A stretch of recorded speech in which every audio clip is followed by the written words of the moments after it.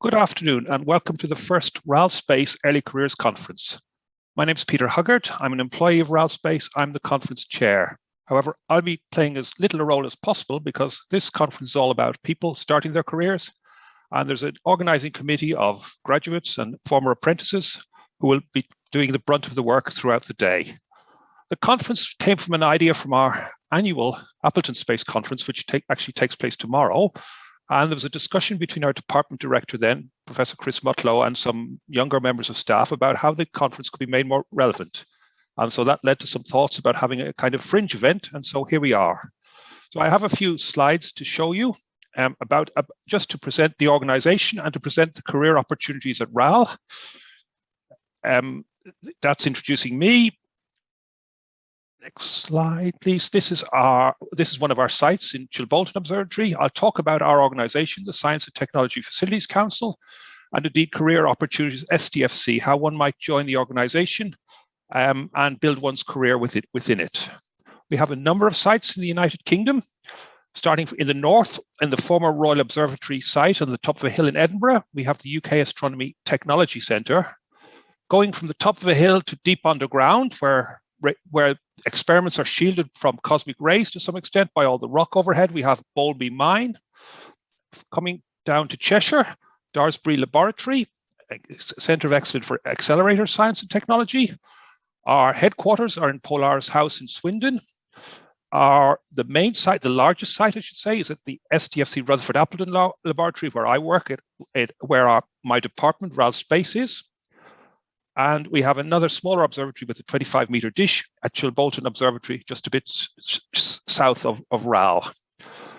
RAL Space is UK's national laboratory with an ambition to advance the understanding of space and our environment for the benefit of all.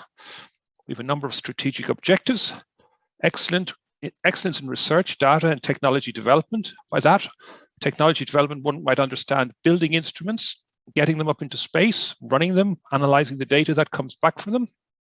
We develop, build, and operate world-class space facilities.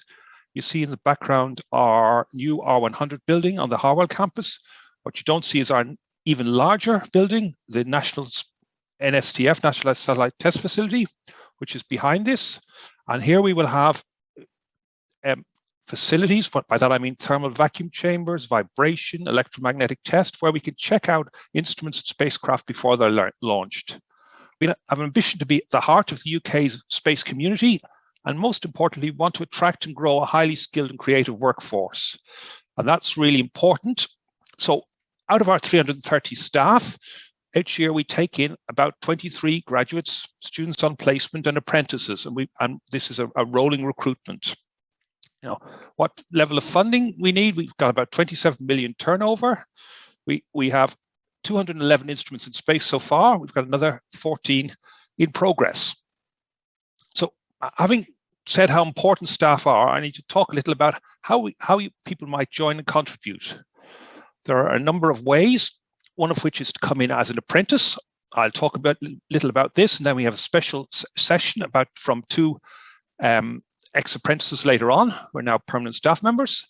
One can come in as a secondary school student in years 11 to 13 for a week in the summer. Students come in as industrial placements, formerly known as sandwich students, where they're undergraduates in a university and they join us for a paid year to get some on-the-job training. Quite often these people return as permanent employees. And then you may join our graduate scheme. And the sites that tend to take on these people are at Rutherford, in Oxfordshire, Daresbury, and at the ATC in Edinburgh. Let me just go through these quickly in turn. The apprentices, one can now do an apprentice with us in a vast range of areas, engineering, computing, project management, events, lab technician, machining, electronics. You come with us, you do some on-the-job training, then you go for a day release to some external training provider to take your examinations. And at RAL, there's about over 100 apprentices joining every year, 40 at Daresbury, and one recently in the Astronomy Technology Centre in Edinburgh. STFC won a prize from the Institute of Physics recently. Essentially in the large employer category, we won the Apprenticeship Employer of the Year. As I said, there's a dedicated talk later in the conference, and this link below one can follow or just search us up with Google. For people coming in from university rather than apprenticeships, we have a 4-year program. In the first couple of years, one does on-the-job training, one goes to do placements with other people on site to broaden one's skill. And by the end of the second year, you're applying this training, you're becoming more competent.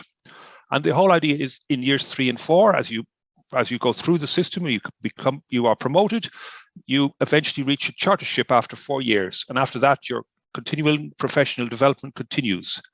We offer more than just training with people. There's a team involved to provide support in holistic development, helping you to deal with people, because that's eventually what engineers tend to do. They end up managing others.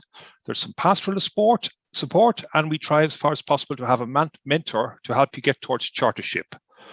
So the numbers for graduates joining us every year are about 50 at RAL, 7 at Daresbury, and 5 in Edinburgh. And that's the link for graduate employment. To get back to the day and the conference theme of environments, we are divided into a number of sessions, and there's liberally sprinkled with breaks between sessions that I haven't shown. The first session, chaired by, I'll hand over to my colleague Leila Shafi shortly, is about space exploration and life at the limits. We have a number of speakers from ESA and the Open University. We then talk about apprenticeships and how people got into the space industry. Third session, space debris, clean space, and colleague Hugh Mortimer is keen to explain how one can save the Earth from space. And finally, we have a keynote address at 5 p.m, Reaching for the Stars, from STFC Council member and well-known presenter of the Sky at Night, Dr. Maggie Adairn-Pocock. And after that, I will just wrap up the session. So I'm reaching my last slide now. Leila will take over and do a little housekeeping about the platform, and will chair the first session. So thank you for your attention.